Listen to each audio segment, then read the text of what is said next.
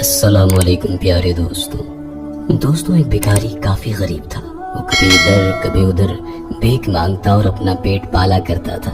ایک دن وہ بھیک مانگتے ہوئے ایک بزرگ کے پاس جا پہنچا اور اس سے کہنے لگا کہ اللہ کے نام پہ کچھ دے دو۔ بزرگ نے اس کو کچھ پیسے دے دیے تو بھکاری بزرگ کو دعا دینے لگا اور کہنے لگا کہ اللہ تمہیں بادشاہ بنائے۔ بزرگ مسکرایا اور بھکاری سے کہا کہ کیا تم بادشاہ بننا چاہتے ہو؟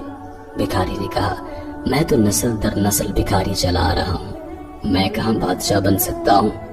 بزرگ نے کہا کہ میں تمہیں بادشاہ بنا سکتا ہوں اگر تم مجھ سے وعدہ کرو کہ تم جب بادشاہ بن جاؤ گے تو غریبوں کی مدد کرو گے اور جن لوگوں کے گھر وغیرہ نہیں ہوں گے ان کو گھر دلاؤ گے اور ان کے کھانے پینے کا انتظام کیا کرو گے۔ بھکاری نے بزرگ سے وعدہ کر لیا۔ پھر بزرگ نے بھکاری سے پوچھا کہ تمہارے پاس کتنے پیسے ہیں؟ اس نے کہا کہ میرے پاس کچھ سکے ہیں۔ تو بزرگ نے کہا کہ جاؤ ان کی روٹی لے کر آؤ۔ بھکاری کچھ ہی دیر میں روٹی لے آیا تو بزرگ نے کہا کہ جاؤ وہ سامنے دو بچے بیٹھے ہیں ان کو یہ روٹی دے کر آؤ۔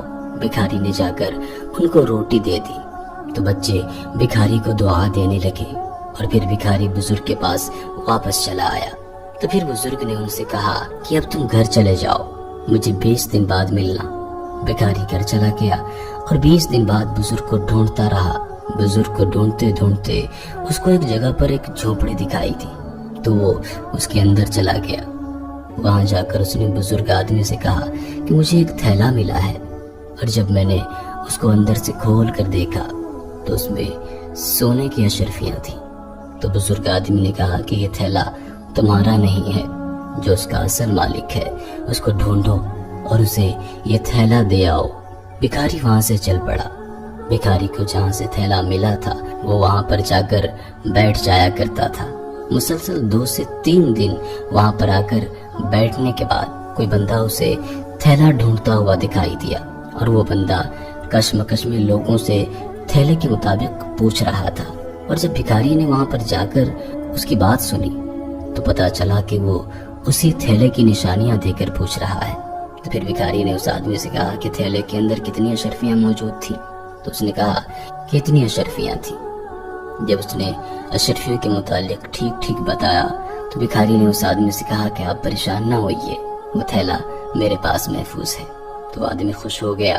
بھکاری کچھ دیر بعد تھیلا لے کر آ گیا اور اس آدمی کو اشرفیوں سے بھرا تھیلا حفاظت کے ساتھ دے دیا۔ وہ آدمی بھکاری کی نیک نیتی دیکھ کر کافی متاثر ہوا۔ اس نے بھکاری سے کہا کہ تم کیا کرتے ہو؟ اس نے کہا کہ میں کچھ نہیں کرتا، بس بھیک مانگتا ہوں۔ پھر اس آدمی نے کہا کہ یہ تھیلا تم خود بھی تو رکھ سکتے تھے اور اپنی زندگی پرسکون طریقے سے گزار سکتے تھے، پر تم نے نہیں رکھا۔ بھکاری نے جواب دیا کہ یہ آپ کی امانت تھی تو اس لیے میں نے لوٹا دی۔ اگر میں اس کو استعمال کرتا تو مجھے دلی سکون نہ آتا، اور پھر مجھے کسی نے نصیحت بھی کی تھی کہ یہ تھیلا جس کا ہے میں اس کو لوٹا دوں۔ تب اس آدمی نے بتایا کہ میں اس ملک کے اندر بادشاہ کا وزیر ہوں، ہمیں تم جیسے ایماندار بندوں کی ضرورت ہے۔ تم میرے ساتھ بادشاہ کے محل میں جا کر نوکری کرنا پسند کرو گے؟ بھکاری نے کہا کیوں نہیں؟ اس نے کہا کل صبح تم ملنے آ جانا۔ بھکاری صبح سویرے بن سور کر بادشاہ کے محل کے اندر پہنچ گیا۔ وزیر نے سارا واقعہ بادشاہ کو پہلے سے سنا رکھا تھا۔ بادشاہ نے بھی بھکاری کو دیکھا تو اس سے کہا کہ تم میرے وزیر بننا پسند کرو گے؟ تو بھکاری نے کہا جی جناب عالی، کیوں نہیں۔ اس طرح بھکاری بادشاہ کے خاص وزیروں میں شامل ہو گیا اور بادشاہ کے ہر خاص و عام مسائل حل کرنے میں بھی مدد کرتا تھا۔ ایک دن ایک بندہ بادشاہ کے محل میں آیا اور اس نے کہا کہ بادشاہ سلامت، مجھے میرے ایک سوال کا جواب چاہیے۔ تو بادشاہ نے کہا کہ آپ اپنا سوال بتائیے۔ تو آدمی نے کہا کہ کس چیز کو پینے سے ثواب ملتا ہے؟ بادشاہ اس کے سوال کا جواب نہ دے سکا۔ اس کے علاوہ وہاں پر اس کے کئی سارے وزیر بیٹھے تھے، سب سوچ میں پڑ گئے لیکن کوئی بندہ اس چیز کا جواب نہیں دے سکا۔ لیکن جو بھکاری وزیر بن گیا تھا اس نے اٹھ کر کہا کہ بادشاہ سلامت، اس سوال کا جواب میں دے سکتا ہوں۔ بادشاہ نے کہا کیوں نہیں؟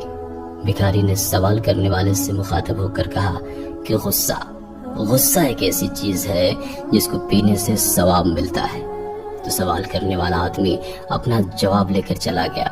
بادشاہ بھکاری کا جواب سن کر حیران ہو گیا اور اس کو ملک کے اندر غریبوں کی دیکھ بھال کے لیے مقرر کر دیا۔ بھکاری جاتا اور جا کر سب غریب لوگوں کی مدد کرتا، ان کی دیکھ بھال کرنے میں ساتھ ساتھ رہتا۔ بادشاہ اچانک بیمار ہو گیا، اس کی اولاد بھی نہیں تھی۔ اب بادشاہ کو فکر لائق تھی کہ میں کس کو اگلا بادشاہ مقرر کروں جو نیک دل اور نیک سیرت ہو۔ تو بادشاہ کو ایک ترکیب سوچی۔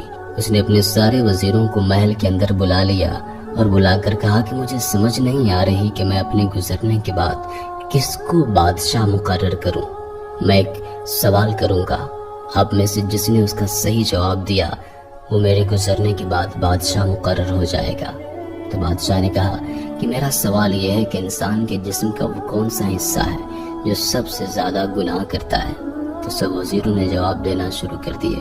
کسی نے کہا ہاتھ، کسی نے کہا آنکھیں، اور بادشاہ سب کو نکارتا رہا۔ اور جب بھکاری کی باری آئی تو بادشاہ نے کہا کہ تمہارا کیا جواب ہے؟ تو بھکاری نے جواب دیا، بادشاہ سلامت، زبان انسان کے جسم کا ایسا حصہ ہے جو سب سے زیادہ گناہ کرتی ہے۔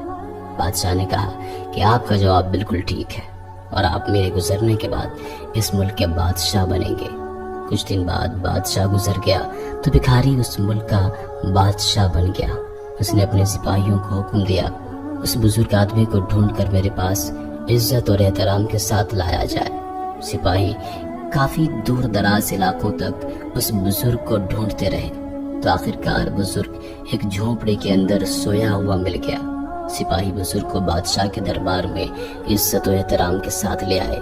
بھکاری جو بادشاہ بنا بیٹھا تھا اس نے بزرگ کو دیکھا تو اٹھ کھڑا ہوا اور بلند آواز سے کہنے لگا کہ یہ سب آپ کی بدولت ہے، آج میں بادشاہ بن گیا ہوں۔ بزرگ نے کہا کہ ہاں، یہ سب تمہاری اپنی ہی محنت تھی، میں نے تو تمہیں سیدھا راستہ دکھایا تھا۔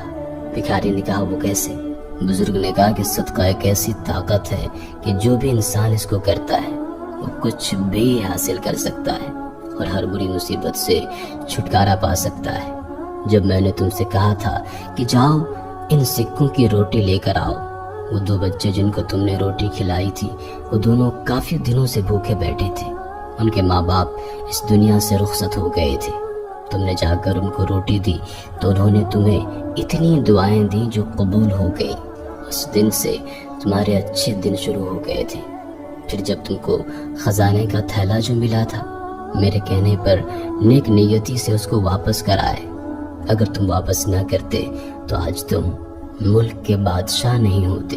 بھکاری نے کہا کہ پہلے میں نے آپ کا کہا مانا تھا، اب آپ کو میری بھی ایک بات ماننی پڑے گی، آپ میرے وزیر بن جائیے۔ بزرگ نے جواب دیا کہ ہم جھوپڑیوں میں رہنے والے لوگ ہیں اور بھٹکے ہوئے لوگوں کو سیدھا راستہ دکھانا ہمارا کام ہے۔ آرائش اور آرام کی زندگی ہمارے لیے نہیں بنی۔ پھر بزرگ نے بھکاری کو نصیحت کی کہ تم غریب لوگوں کی مدد کرنا، اور یہ کہہ کر بزرگ آدمی وہاں سے چلا گیا۔